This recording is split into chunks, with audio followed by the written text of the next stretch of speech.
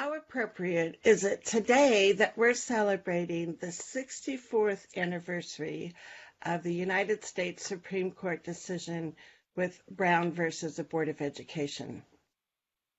So I encourage you to find a way to celebrate this wonderful historic day and also know that we still have a lot of work to do, right? Um, but I want you to think about for a minute, what kinds of discrimination has your child endured because of their disability? How much disability pride does your child have? How much pride do you have because of your child's disability, not despite it? Well, that's what we're going to be talking about today. We're going to be talking about ableism versus acceptance and difference really being celebrated. So join me in the comments. If you are watching us live, type in your name, where you're coming from. If you're watching the replay, do the same thing. I'd love to be able to welcome you individually. So I am very excited about the opportunities that we have with this new kind of found embracing of our children and who they are. And I want to check and see if I'm live because it just looks a little bit strange. There we go. Okay. So when we're going through today's broadcast, I'm hoping that you'll be taking away some things that you can incorporate into your life, into your child's life, help others at school especially try to identify with. So instead of thinking my child has so many gifts to contribute despite his or her disabilities, could you start thinking my child has so many gifts to contribute, including his or her disability? Now, that can be a mind shift for a lot of us, right? And I think when I look at my son's Dylan's life, and he's 29 now, and I look back at the time when he was born, I was a special ed teacher. I was educated in the 70s. So, of course, we had a different way of looking at disability then. And thankfully, I've evolved over time as our culture has evolved. But, I still think there were parts of me that wanted people to get to know Dylan as a person. And I was kind of putting his disability on the side. And I think that's probably one way that we can look at, is that ableism? When we want our children to be accepted for who they are, but we're not including that part of them where their disability shines and their disability actually is thought of as an extraordinary gift that they have, and that they can be contributing their gifts and strengths to others. That is the lesson that I'm hoping that we'll be starting to ponder more and starting to embrace more. Oh, let us know what you're thinking, because I love when we get feedback. That to me is really important.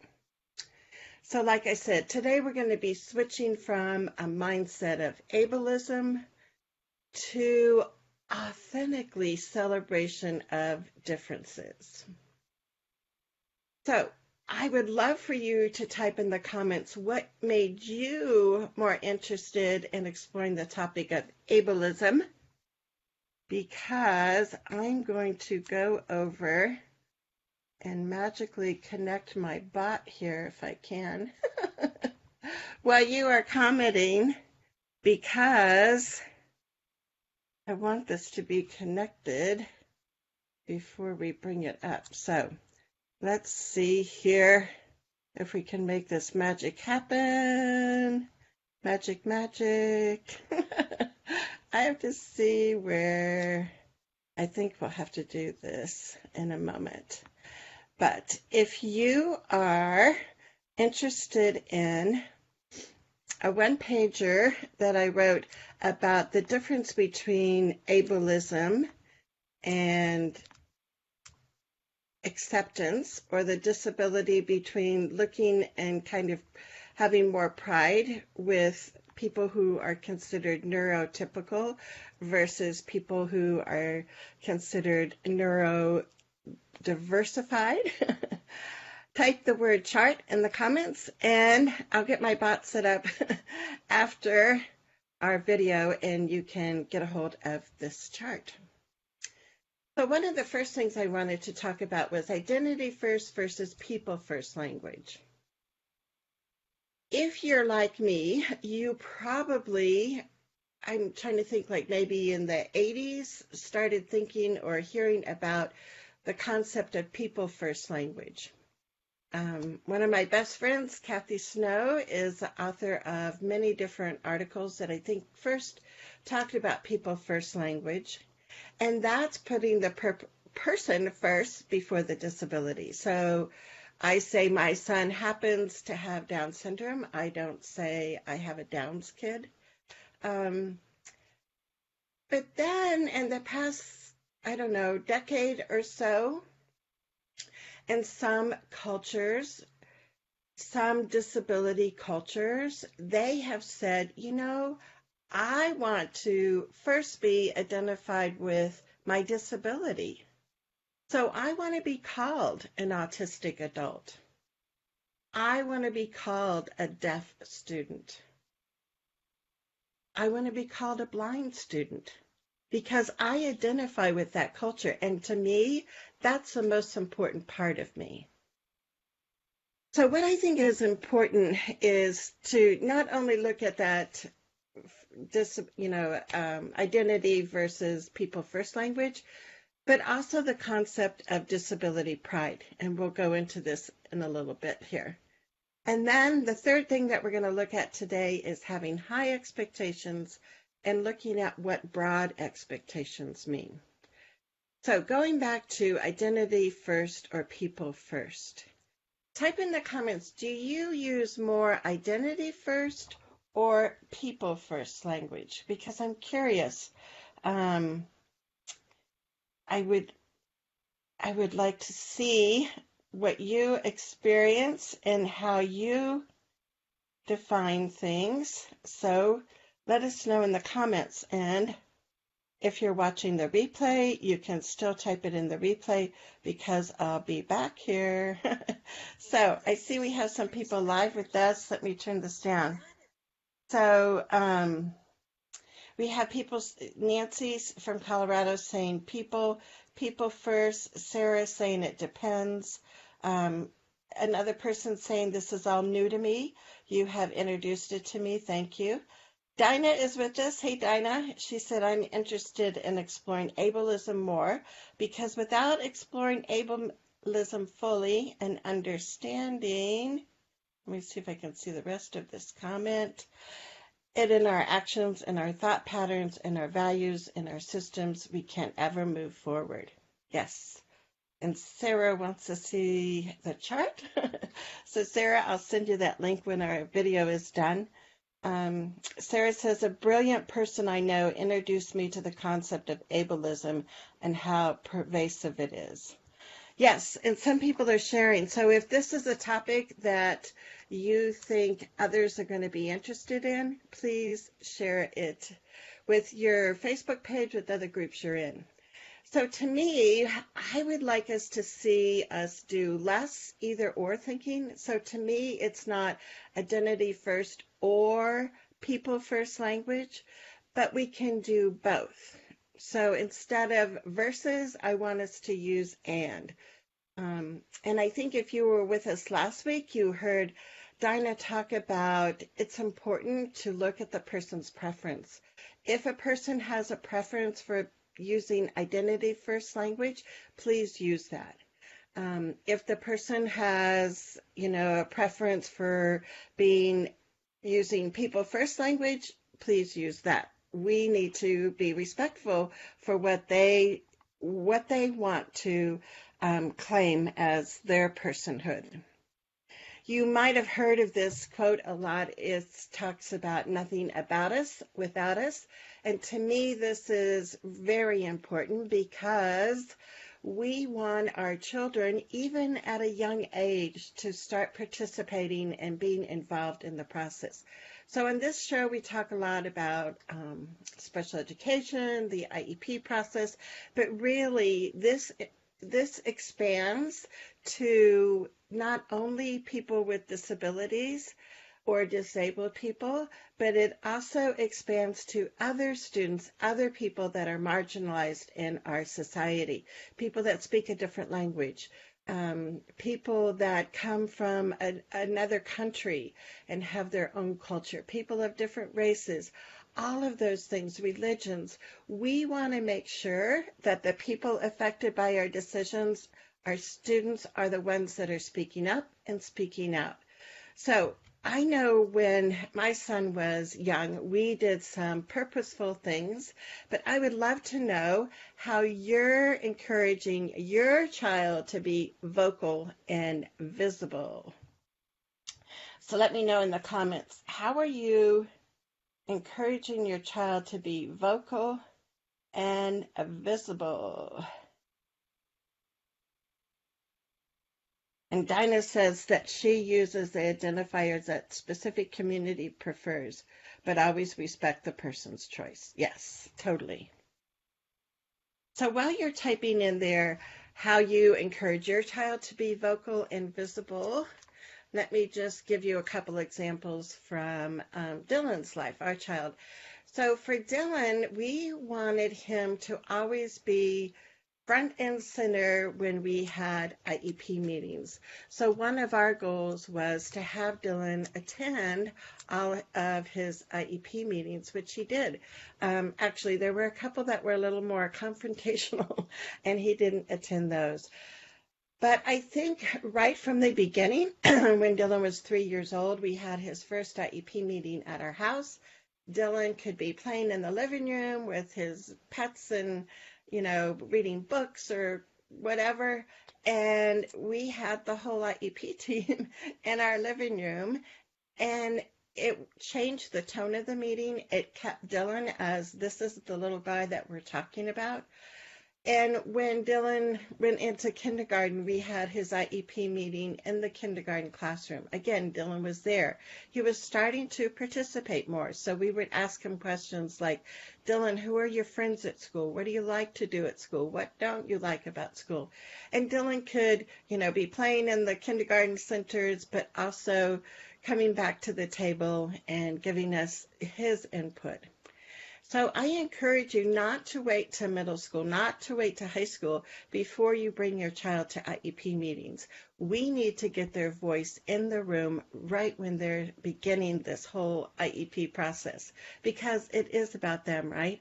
So nothing about us without us. And let me see if we have any other examples here that you guys give. Yeah, Nancy says self-advocacy. One of my kids has severe dyslexia and claims it. See, isn't that cool? So yeah, I just read an article about Richard Branson, the entrepreneur from Virgin Airlines and, all of that. And he has significant dyslexia and he talks about how that way of thinking has really helped him in his entrepreneurial life. So we need to think about how that can really be an advantage to our kids and not a difference that we want to, sweep under the rug. Dinah says, good. She says, I never say I'm my child's voice, even when she was pre-verbal And now that she communicates by speaking verbally and with augmentative alternative communication, she has her own strong voice. Voice equals autonomy. Yes, yes, yes. And Nancy says he likes his t-shirt about dyslexia advocacy. How cool, Nancy. I'd love if sometime you can take a picture of that and post it in our Facebook group. That would be fun to see.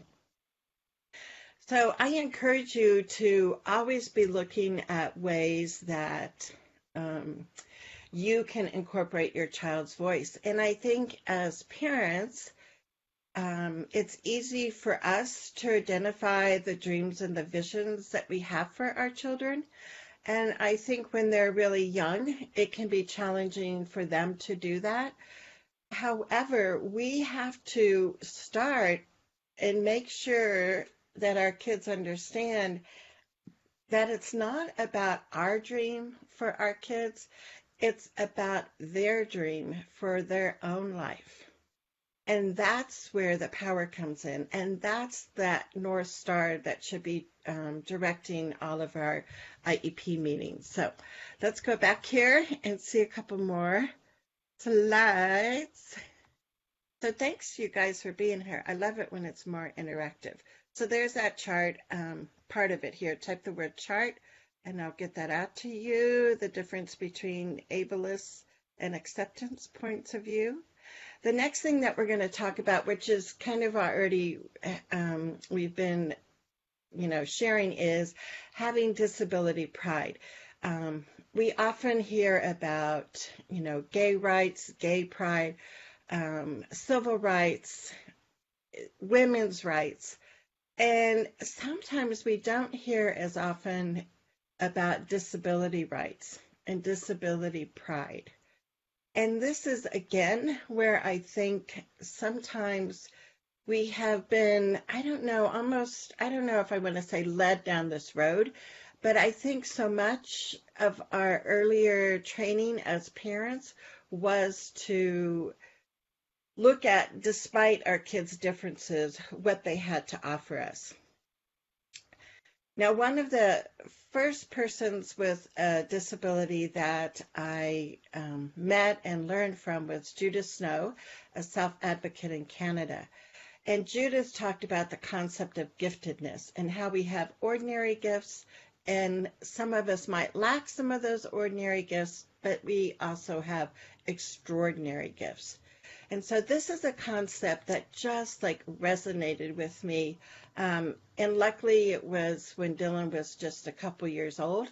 So it could really be a value that we carried forth. And you might have heard me share this story before, but what we used to do, and we started when Dylan was 3, was we had a family meeting. We talked about each of our gifts and our strengths in our family.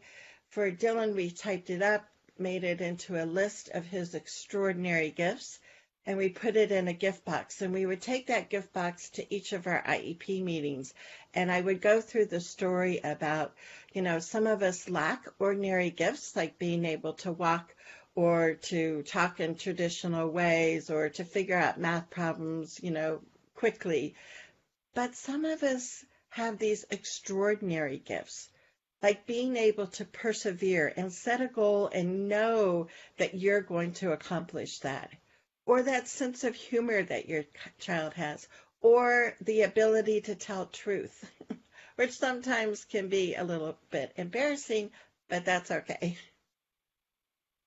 So we talked about the sense of giftedness, and then we passed our gift box around, and everybody would take a sheet of Dylan's gifts. And that is how we started his IEP meetings. So we wanted to start focusing on Dylan and the gifts that he had. But now that I think about it, these years later, I think I was coming from a point of view that my child has all these gifts to share, and I want you to focus on that. And let's put the Down syndrome, let's put the disability aside.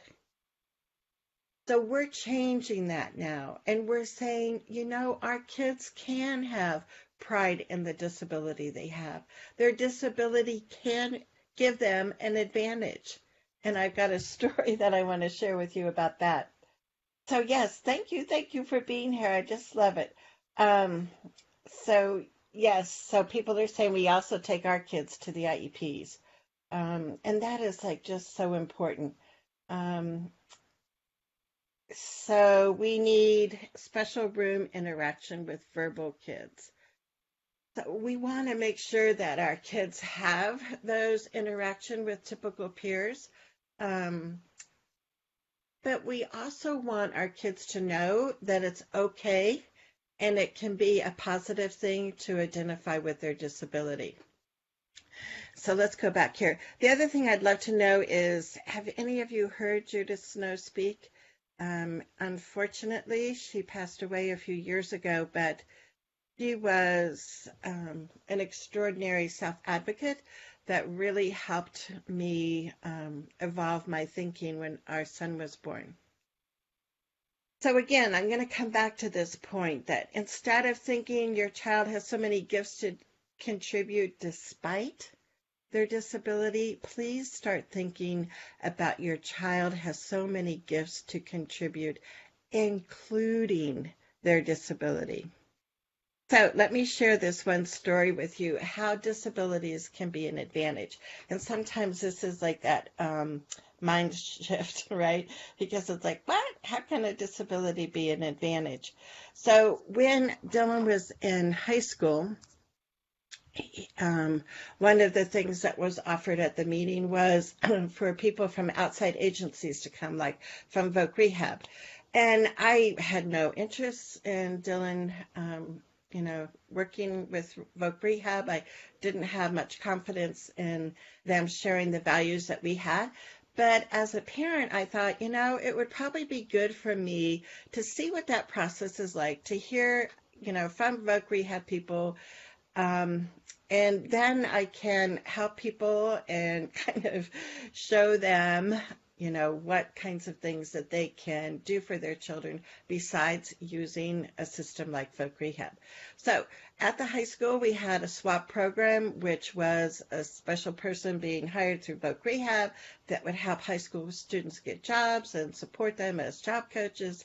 So that the swap person came, the person from the Folk Rehab came.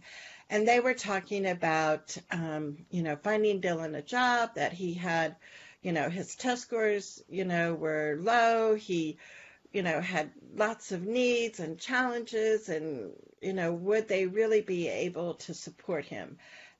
Because with the SWAP program, they were focused on students with more, at that time they called moderate to mild disabilities, and they considered Dylan to have such significant disabilities that he wouldn't be a good candidate for that program. However, I had just heard about an adult with Down syndrome that had started a shredding business, and he and his father had this truck, and they would drive to law offices and banks and, different places of business, and once a week collect all their, sensitive documents and take them to their facility to shred them. So I was trying to tell the Voc Rehab counselor, I was saying, I think Dylan's low reading scores would actually be an advantage, to him. And I could see the Voc Rehab person looking at me like, what? What is this mom talking about? And I said, no, I said, think about it. I said, if he did something like a shredding business, I said, he wouldn't be able to read those sensitive documents, and people could feel, encouraged that the privacy of their documents were going to be intact. And the Voc Rehab counselor just did not get it. But I think we need to look and turn the tables and say, my child has this disability, and how is it going to be helpful?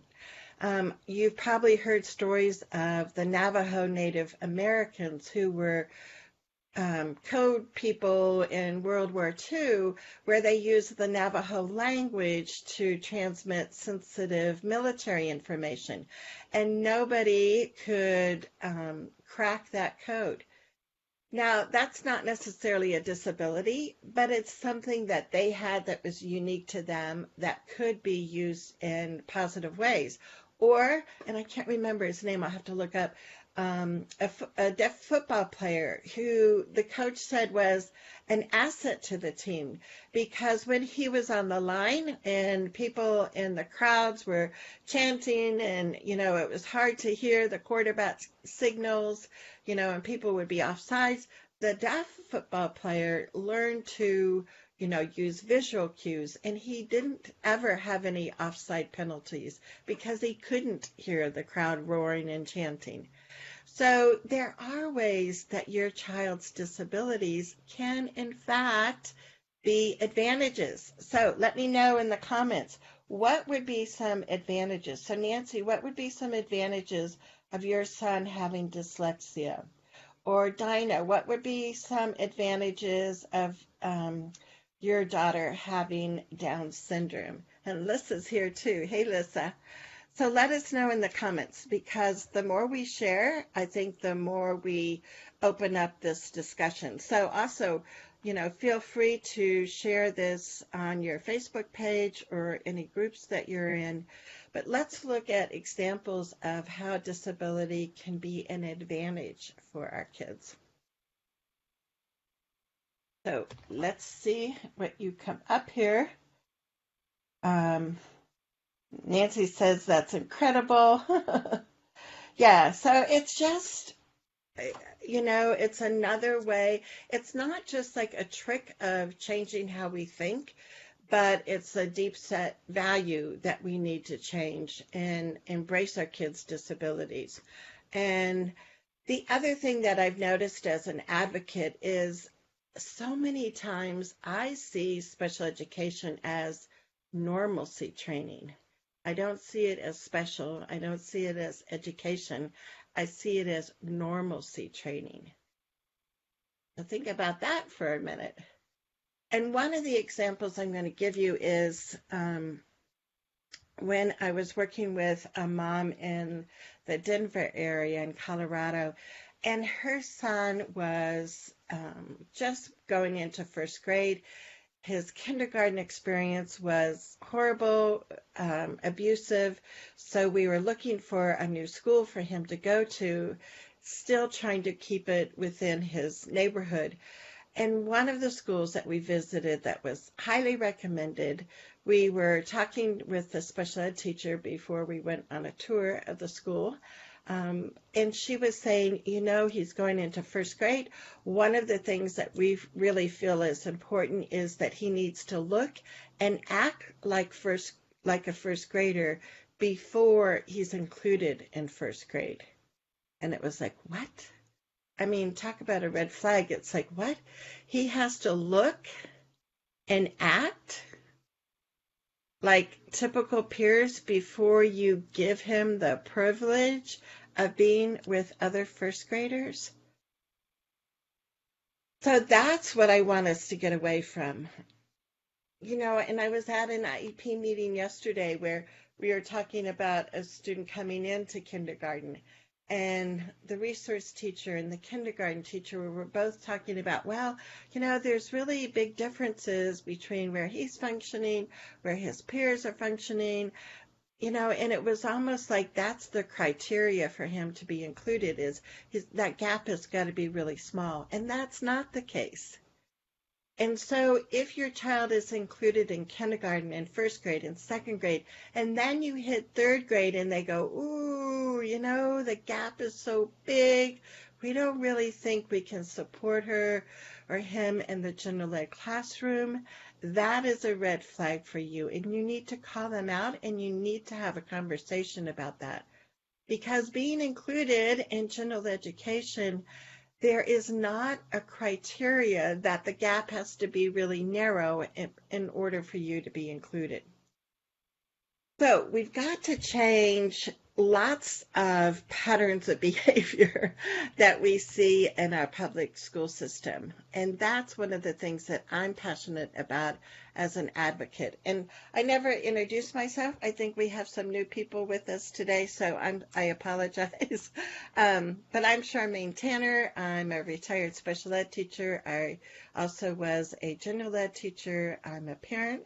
I've been talking about my son Dylan, and I'm an advocate that is passionate about our children being included in general education classrooms and seen as a person that has a lot of gifts, including their disability to contribute and share with others. So thanks for being here because, like I said, we have some new people. So that is cool, cool, cool. We're going to continue on. I'm going to check here and make sure that I'm capturing people's comments. So Nancy is saying that my son doesn't like wearing his shirt, but is glad to understand the differences he has in the way he learns. So yeah, so see, that's interesting. It's almost, there's still that tinge of embarrassment sometimes. And I think with my son Dylan, I think we didn't recognize that as much as we could have. And so I am trying to change that with Dylan and having him be proud of the disability that he has. So let's look at high expectations and broad expectations because we know with Common Core standards and other state standards that your state has probably adopted that we want to have high expectations for all students. In the disability world, you will hear about we need people to have high expectations for our kids in order for them to be achievers. And let's look at what broad expectation means. Because to me, there is a difference between high expectations and broad expectations. But like I said earlier, I don't want us to get into this either or thinking. I want us to be more in the and both thinking. So instead of saying we're going to have one or the other, I think we need to have both. We need to have high expectations. We need teachers to be believing that our kids are competent and that they can do it. And we want teachers and family members and ourselves to have broad expectations for our children. So I'd love for you to share, what do you think in your mind, what would be some of the differences between high expectations and broad expectations? So type those in the comments, and I'm going to keep reading some of your comments. So Nancy says, life is a spectrum. Yeah. Kids need to be allowed their individual decisions on displaying their differences.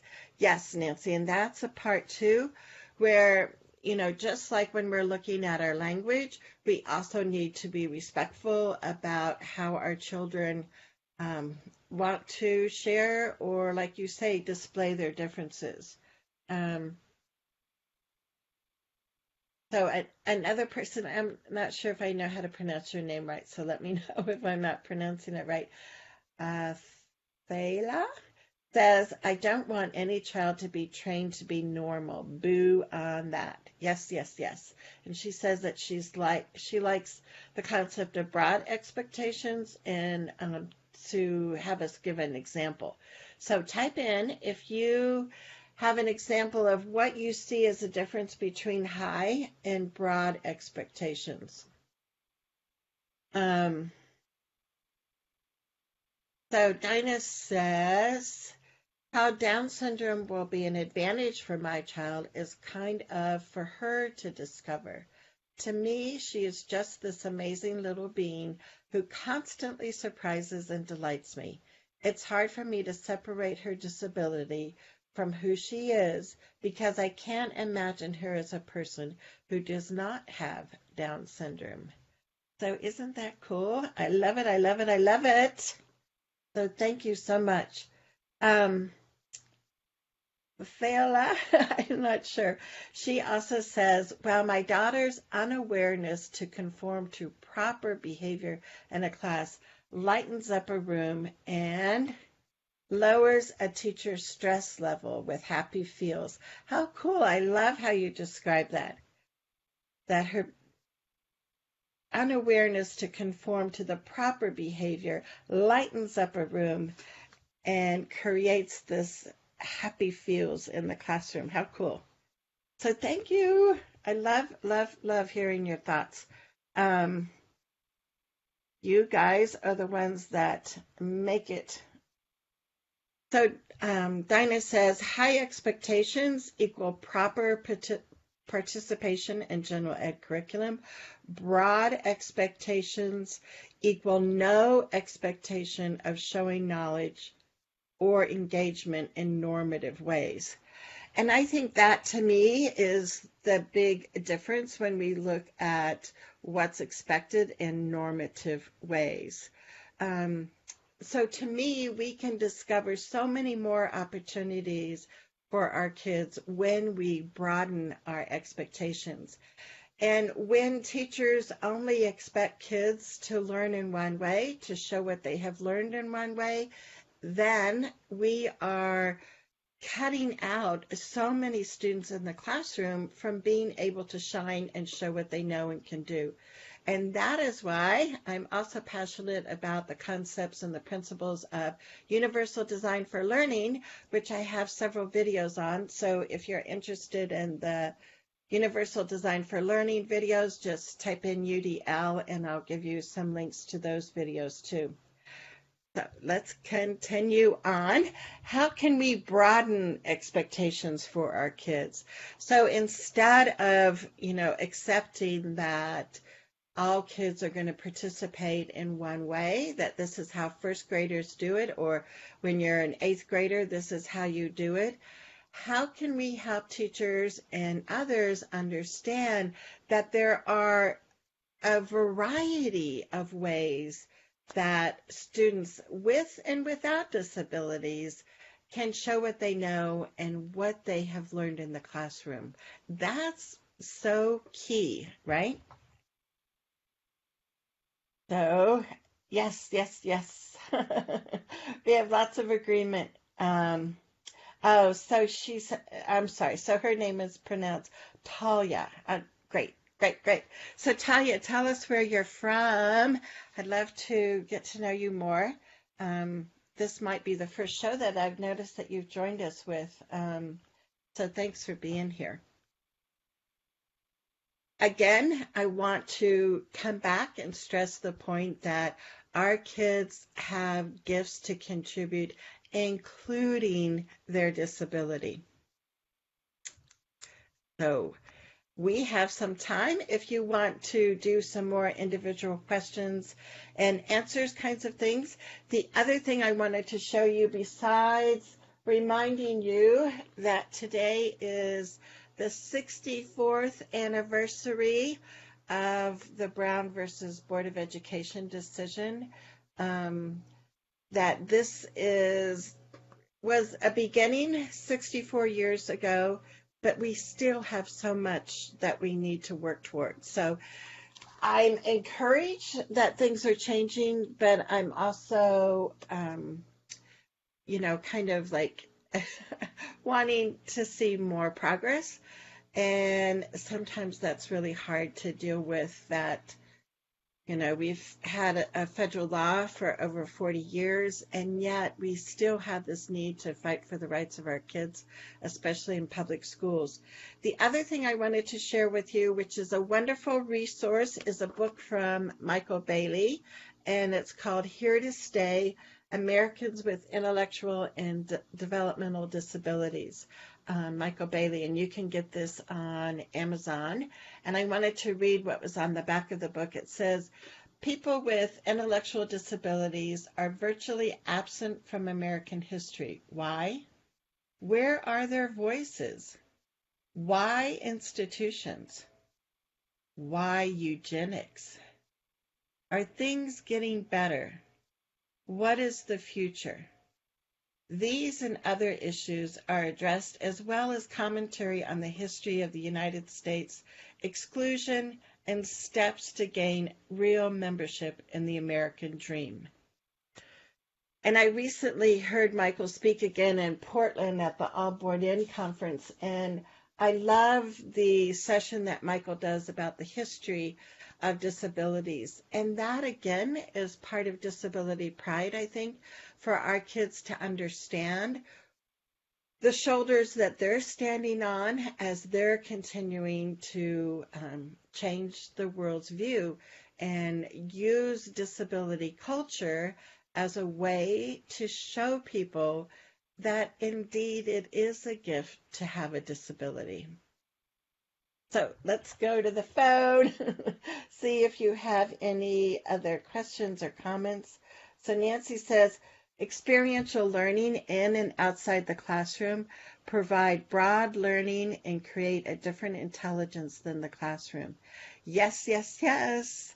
So that was the fun part for me when I was teaching is, the first 15 years of my teaching career, I was a special ed teacher. And then the last 15 years, I was a classroom teacher. But a thread that ran through that is I loved active learning and experiential kinds of things.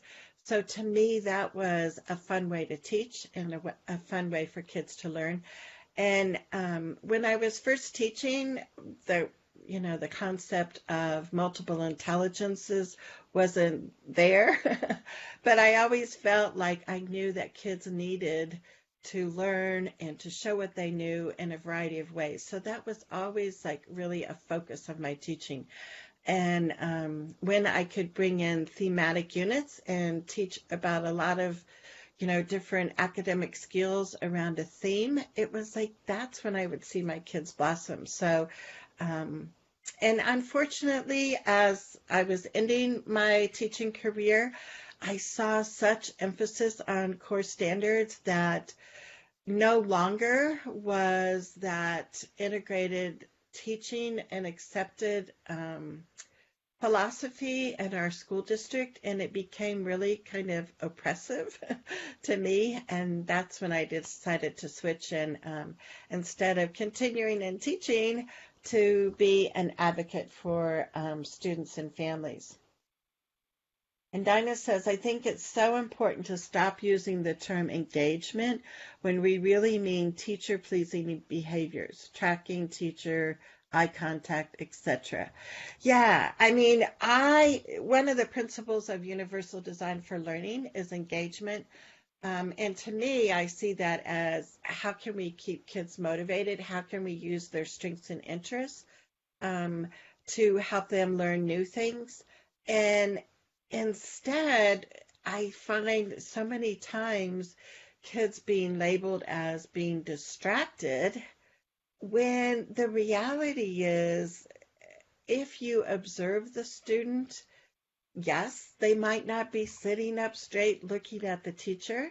They might be doodling on some paper on their desk, but guess what?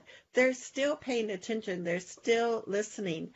For some kids, they have to be moving in order to be focused, right? So at this IEP meeting I was at yesterday, one of the teachers who had observed the student was saying, oh, the student was distracted and that this impacts their learning in the general ed classroom.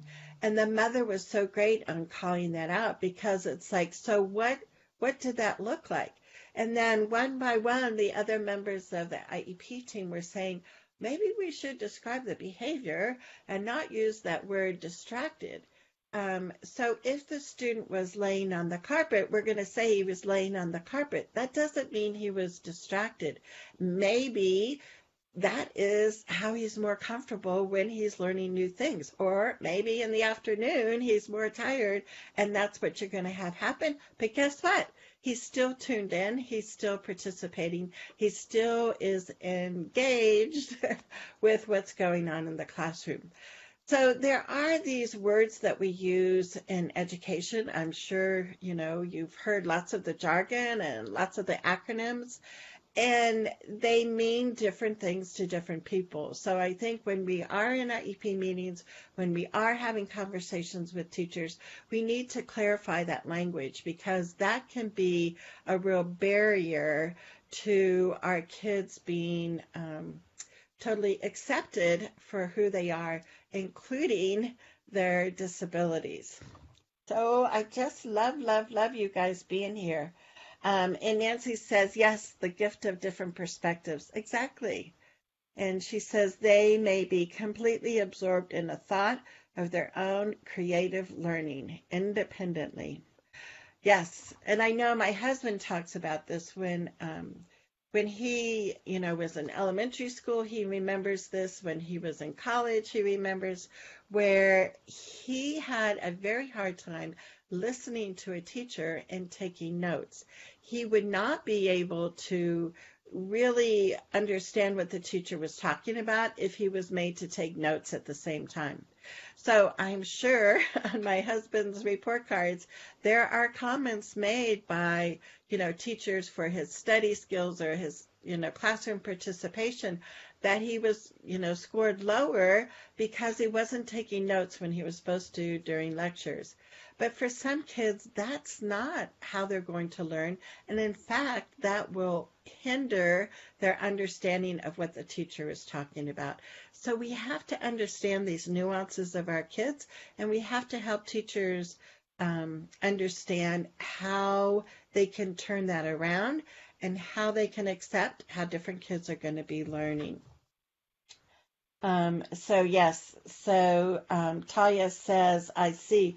Our individuality is the gift, not what our abilities produce. Oh, I love that. Simply to respect the person as is, dignity of the individual for existence.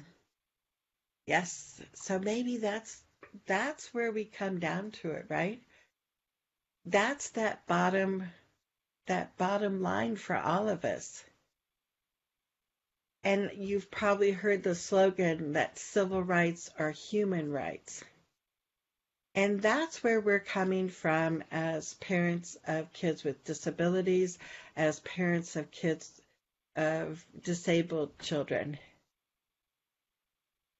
We're coming down to that basic human right that we all have, those basic human needs that we have to be accepted.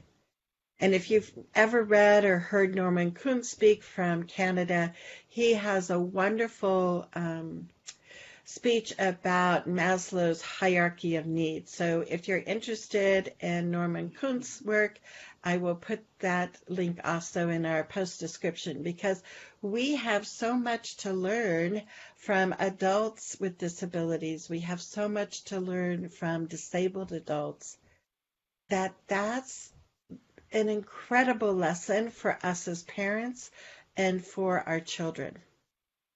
So let me check here and see what other wonderful thoughts you guys have.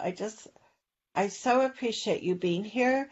It is so nice when we see a community of people that are committed to changing our public education system.